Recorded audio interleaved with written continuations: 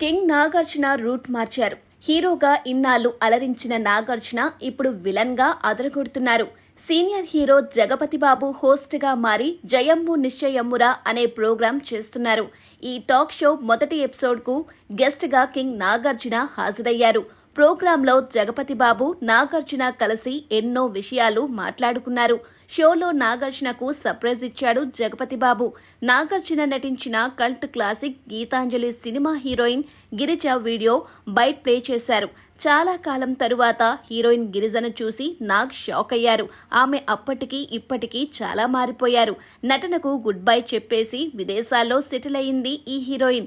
గీతాంజలి సినిమాలో తన cute acting తో ఆడియన్స్ మనసులు కొల్లగొట్టింది. ముఖ్యంగా సినిమాల్లో పెద్ద గొంతేసుకొని ఆమె చెప్పిన డైలాగులకు తెలుగు ప్రేక్షకులు ఫిదా అయిపోయారు.